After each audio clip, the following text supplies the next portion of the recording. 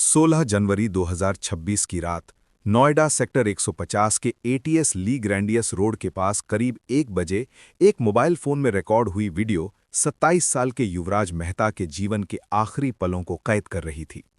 घने कोहरे के बीच स्क्रीन पर बस एक हल्की कांपती हुई रोशनी दिखाई दे रही थी। ये रोशनी युवराज के फोन की फ्लैशलाइट थी। उसी रोशनी के सहारे वो अंधेरे में लोगों से अपनी जान बचाने की गुहार लगा रहा था। युवराज अपनी ग्रैंड विटारा कार की छत पर लेटा हुआ था। कार धीरे धीरे पानी से भरे एक दलदली गड्ढे में समाती जा रही थी।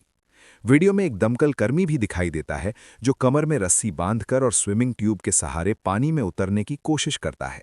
लेकिन कुछ ही आगे बढ़ते ही वो अपना संतुलन खोने लगता है और वापस खींचने के लिए कहता है।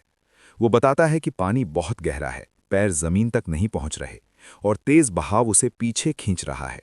वो युवराज से कहता है कि वहीं रुके रहो, शांत रहो, एक और गाड़ी मंगाई जा रही है।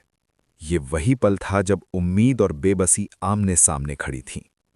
युवराज मेहता नोएडा सेक्टर 150 की टाटा यूरेका पार्क सोसाइटी में अपने पिता राजकुमार मेहता के साथ रहते थे। राजकुमार मेहता एसबीआई के रिटायर्ड मैनेजिंग डायरेक्टर थे। उनकी पत्नी का देहांत कई साल पहले हो चुका था और बेटी शादी के बाद विदेश में शिफ्ट हो गई थी। घर में सिर्फ पिता और इकलौता बेटा ही बचे थे। युवराज गुरुग्राम की एक आईटी कंपनी में सॉफ्टवेयर इंजीनियर था। रोजाना गुरुग्राम से नोएडा अप डाउन करना आसान नहीं था। करीब 66 किलोमीटर का सफर, ऊपर से ट्रैफिक, अक्सर 3 घंटे से ज्यादा लग जाते थे। लेकिन पिता के साथ रहने के लिए युवराज ने यह थकाने वाला रूटीन चुन लिया था। 16 जनवरी की रात करीब 12 बजे युवराज ऑफिस से घर लौट रहा था। जैसे जैसे रात बढ़ी, कोहरा और घना होता चला गया। विजिबिलिटी लगभग खत्म हो चुकी थी। एटीएस ली ग्रैंडियस रोड पर एक तेज मोड़ था, लेकिन अंधेरे और कोहरे में वो दिखाई ही नहीं दिया। युवराज को अंदाजा नहीं हुआ कि सड़क वहीं खत्म हो जाती है। उसकी कार सीधे गहरे पिट में जा गिरी। ये पिट करीब 30 से 50 फीट गहरा था और उसमें लगभग 20 फीट तक पानी भरा हुआ था। कार गिरते ही केबिन में फंसी हवा और बॉयंसी की वजह से वो तुरंत नहीं डूबी। कुछ समय तक वो पानी पर टिक गई। किसी भी इंसान के लिए ये पल घबराहट से भरा होता, लेकिन युवराज ने हिम्मत नहीं छोड़ी।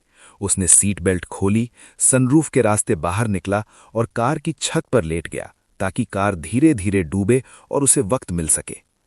लेकिन जब उसने चारों ओर देखा तो हालात और डरावने थे। कार गिरते वक्त इतनी दूर तक बह चुकी थी कि वो सड़क से करीब 50-60 फीट अंदर जा चुकी थी।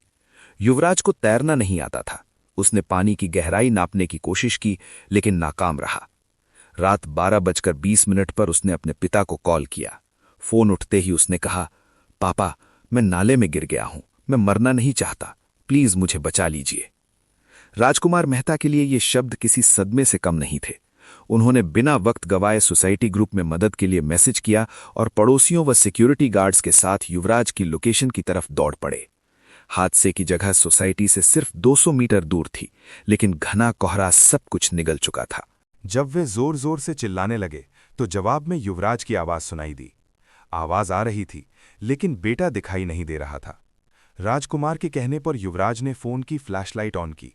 अंधेरे के बीच दूर कहीं एक हल्की सी रोशनी दिखाई दी। ये इस बात का सबूत थी कि युवराज अभी जिंदा है। राजकुमार ने तुरंत 112 पर कॉल किया।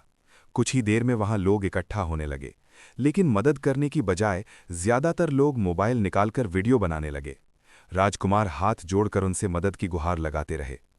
करीब 12:50 पर पुलिस और फायर ब्रिगेड की टीम मौके पर पहुंची। कोहरा इतना घना था कि विजिबिलिटी लगभग शून्य हो चुकी थी। रस्सी फेंकी गई, लेकिन वो युवराज तक नहीं पहुंच पाई।